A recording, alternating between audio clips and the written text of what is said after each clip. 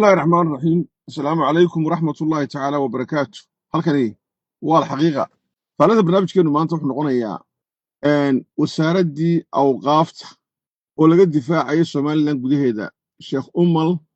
iyo kuwa weerarka ku ah qaranka Soomaaliland kaasoo barnaamijkeenu noqonaya aan bilaabay waxa gudaha Soomaaliland ka difaacayay Sheekh Umal iyo nimanka kale ee culimada sheeganaya reer Soomaaliya ee weerarka inagu haya waxa ka difaacayay Xasan Sheekh Cali Warsame oo afayeen u noqday Umal iyo kuwa la midka ah markii aynu kashifnay ceebahoodii iyo casharadahoodii iyo waxay qaran ka galeen iyo weerarkii inagu hayeen iyo gadaradoodii iyo cadaymihii ururkooda siyaasiga la fashiliyay ee qoraaladoodii soo dhignay bayaanadoodii ayagoo iska qoreen iyo waxay ku hadlayeen ee ay xijin kari waayeen ayaa wasaaradii awqaafta oo isla ayagu ay wasiir ka yihiin haddana inooga dhex jawaabtay Somaliland oo ka difaacday inoo dawladaysi iyo ictisaama ayay dawladii haddana wasaaradii inoo dawladaysi tiri joojiyaha waa muranka hadda wiiga dhan ciidanka yari hadlayay ina Sheekh Cali Warsame Cabdullaahi Baasho saaxiib inuu isku arriyiin isku xisbi yihiin uu daawanay markuu arkay inay khatar ku jiraan oo madaariskoodii khatar ku jiraan oo ceebahoodii la fashiliyay oo ay qaranka duulimaad ku yihiin oo xisbi siyaasiyiin culimo aanay ahayn la fashiliyayna dawladii uu inooga soo dhex jawaabo waa inoo dawladeeyay wuxuu yiri Aligariyow maynagii baa isu dawladeeyay ictisaamay maynagii baa isu dawladeeyay ma qarankaadu ka difaacaynay baa maanta inooga soo dhex jawaabaya oo Sheekh Umal iyo Idris ka difaacaysa waryaadaheen reer Somaliland nimanka culimada sakiin dhigaya waa nimankani bal dhageysta in yar ka dhageysta intan kooban ka dhageysta dawladda Soomaaliyeed waxay ahayd dalkeeda inay tacbiyeyso haday awoodi karto awoodda ay leedahay oo aanay ahayn sida kii shalay tala xuma habeen horena socod xuma hadayan ahayn saddex markab inay Zeylac ku dejisaabay ahayd oo ciidana hadal mad loo baahna meesha ama iyadu ha keento ama cid kale ha ka keensato khaniisiintii Soomaali bay iskuulada jaamacada ka dhax samaysteen waatan hadda Hargeysa agaga arkeeda iskuulada khaniisiinta ka furan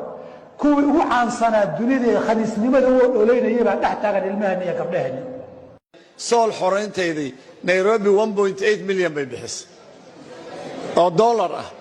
intaas wanaagaas markasta dadkii u taagnaa reer Kenya ah waa dhageysateen ka Eritrea ah ee ajnabiga ah waxa uu leeyahay halka saddex markab la keeno oo ciidan oo nimanka halaayo dhigood wax xalaal waxaanay awoodi karin ayuu ninkaasi nimanka ku canaanaya dhigeennana u haleelaya waa ninka ajnabiga ah ee majarteen ku dhalay halkaynu marayno meeqaamkeena halka waxayna gaarsiiyay culimo ma haysano siyaasi ma haysano siyaasigeenu waa ka iyo madaxdeeni inta kabanka loo garaaco la oranay Djibouti waxa walaalaa Somaliland iyadoo badeena casayd loo tashanayo xamar heshiisyo lagu galay shalay ayaa madaxweynaheenu waa ka sheekeynay carruurnimadiisii iyo Djibouti Maxamuud Xarbid taageeri jiray markuu ciyaalka ahaa Ismaaciil Cumar Geelo oo marinaya halka walaalnimo iyo habaryariyo habro wadaagay yihiin qaranka Somaliland ayagoo ahayn waxba ee dawladda dagaalamayo oo waliba dawladda naga gardaranay tahay halka waxayna gaarsiiyay wararka xumo culimo ma haysano saxaafad ma haysano siyaasi ma haysano meel inoo nooli ma jirto maanta waxaynu maraynaa ninka wasiirka awqaafta inuu nimanka waxa ku hadlaya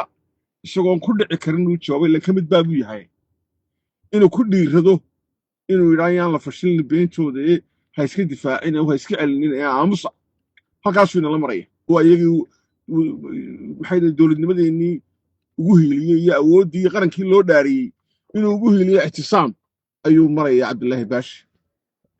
halkaas uu maraya nimanku inooga hiilinayna waa nimanka wad maqlaysaa ka shibil leeyahay caruurteennii iyo iskuuladeennii bucaaya iyo qiyamkeennii iyo sharafteenii uu leeyahay khaniisnimada iskuulada lagu barta war ma wax loo adkaystaaba war ma diinba war ma kuwaas ay noo cadawah Soomaalida sheeganaya culimada sheeganaya masaajidada naga soo inagala dagaalamaya dhiiggeena xalaashanaya mise oromada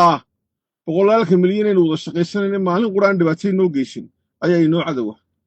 sirdoonkii dalkeenna soo galay ee dowladdan isku furan ay soo daysay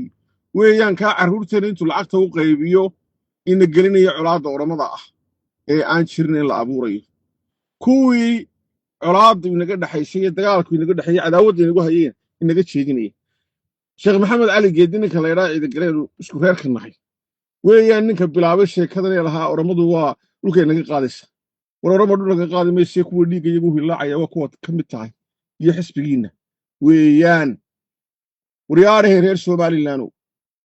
war cadow aan nimankaa ahaynin nama leha war cadow aan soomaali ahaynin inama haysto war masaajidadoodii iyo culimadoodii baa kuwa aan hortiinna keenaya ee ku faanaya inay dagaaladii inagu soo qaadeen ay ku bixiyeen lacagta 1.8 milyanka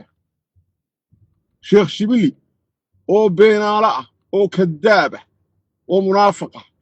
oo shalay toolan lahaa 700 oo hablood oo Soomaaliya baan ku arkay oo Irish qaba maxay in London isagoo been sheegaya weeyaan ka maantana iskuuladeenna caay iyo madaariskeena iyo carruurteena iyo qiimkeena iyo sharafteena caay nin qura oo ka jawaabi karaya ma jiro inaga inoo jawaabay hore ayay gacmaha inoo hayeen Cabdullaahi Baashe iyo Xasan cali warsame iyo oo ay lahaayeen markii ay 25 August ka bacdi ay maxaadarooyin meel walba ka galiyeen dhiigga islaamka wax xalaal maalintii dhiigga islaamka loo fudwoonayay ee layna gaalada nagu sheegay layna leynayna waxa uu ay taageersanay markii dambe islahaan waa la iska celin doonaayo libintaasaa la soo celin doonaana gacmaha dawladdeena hayeen waxay lahayd dhiigga islaamka wax xalaal war nimanka inagu dhex nooli waa cadowga ictisaamka gudaheena fadhiya war madaariskooda carruurta kala baxa war waa cadow ina dhex fadhiya war waa xisbi siyaasi iyo xukun doona oo ina dhex fadhiya war waa taa inoo badheedhay dawladdii inooga soo dhex jawaabayo maxay day sheekhu laga dhex difaacayo dawladdeennii maayaan darro ka weyn baa jirta waa arkayseeno maalintii ciidii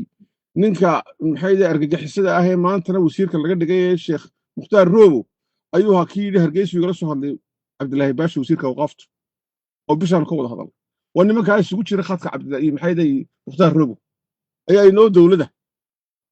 ha aqbalina difaacana wada fashilkana wada markaynu fashilinaba ayaa kuleelkii gaadhay oo ay ka keentay sidane